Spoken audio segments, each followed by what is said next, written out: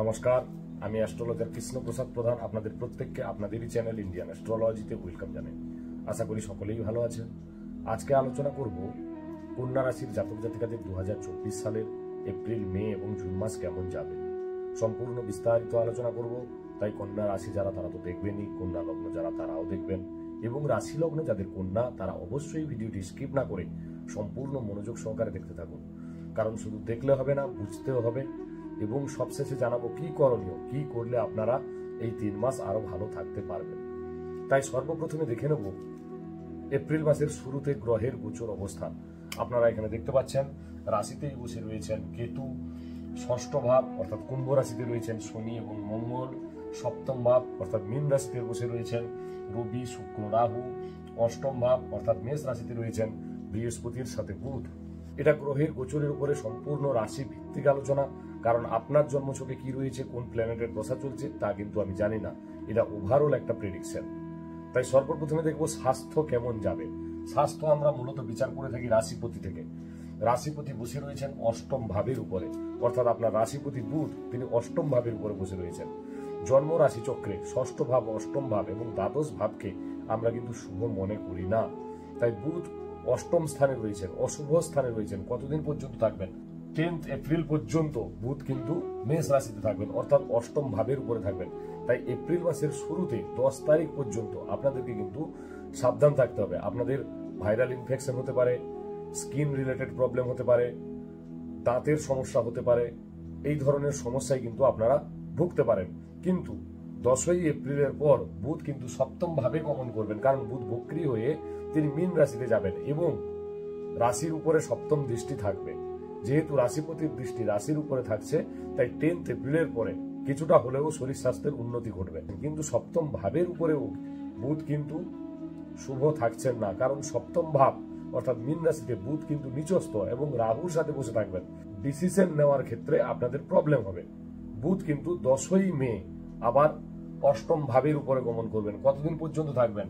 10ই মে থেকে 31শে মে পর্যন্ত। 10ই মে থেকে 31শে মে পর্যন্ত কিন্তু আপনাদের শরীর স্বাস্থ্য নিয়ে আবার সচেতন থাকতে হবে। 31শে মের পরে বুধ কিন্তু নবম ভাবের উপরে গমন করবেন, অর্থাৎ ভাগ্যস্থানে গমন করবেন। অর্থাৎ 31শে মের পরে শরীর স্বাস্থ্য নিয়ে আর কোনো সমস্যা আপনাদের কিন্তু থাকবে না।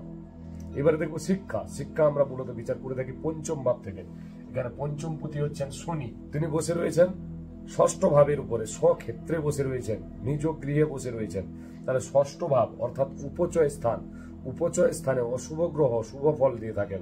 শনিদেব অশুভ স্থানে বসে রয়েছেন, তিনি শুভ ফল প্রদান করবেন। কিন্তু শিক্ষার জায়গায় একটু প্রবলেম লক্ষ্য করা যাচ্ছে, কারণ পঞ্চম পতির সাথে মঙ্গল যুক্ত থাকবেন, তৃতীয় পতি এবং অষ্টম পতি যুক্ত থাকবেন। কোনো অবৈধ কাজে আপনারা যেন না জড়িয়ে যান। শনি মঙ্গল বীজ দোষ তৈরি হচ্ছে 23শে এপ্রিল পর্যন্ত।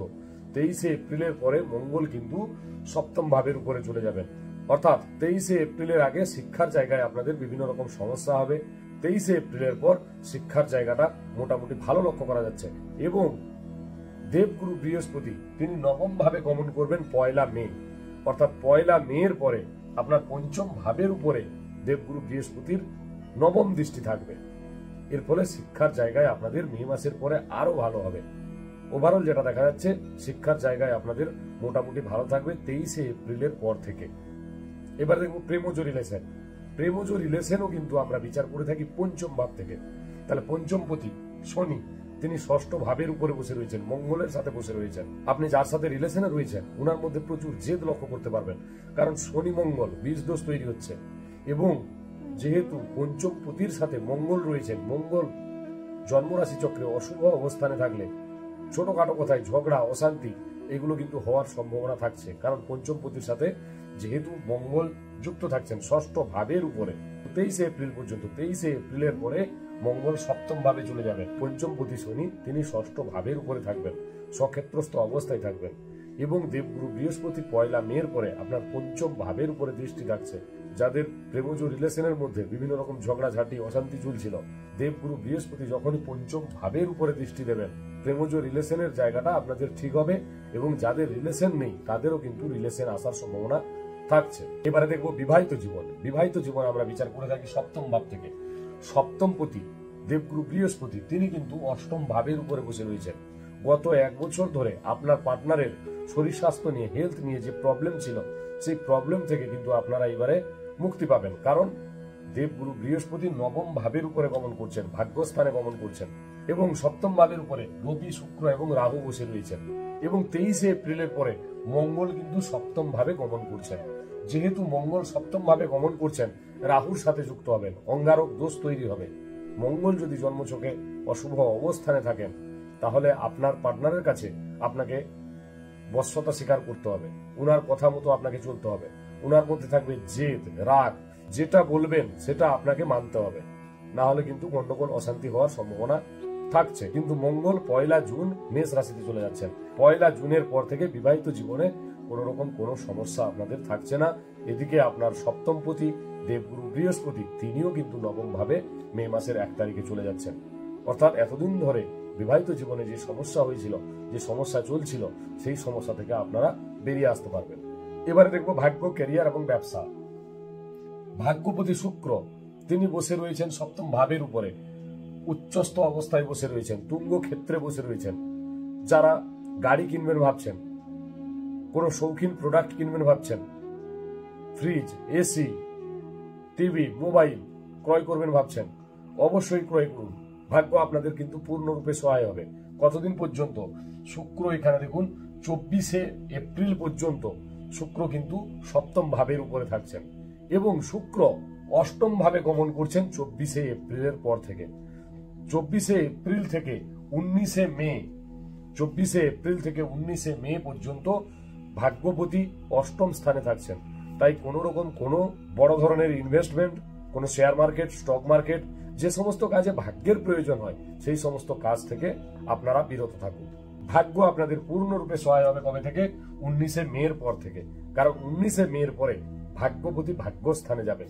তাই যারা বড় ধরনের কোনো কাজ করতে চাইছেন, তারা অবশ্যই 24শে এপ্রিলের আগে করবেন, বা 19শে মের পর থেকে আপনারা যে কোনো কাজ করতে পারেন। এবার দেখবো ক্যারিয়ার। ক্যারিয়ার আমরা বিচার করব দশম ভাব থেকে।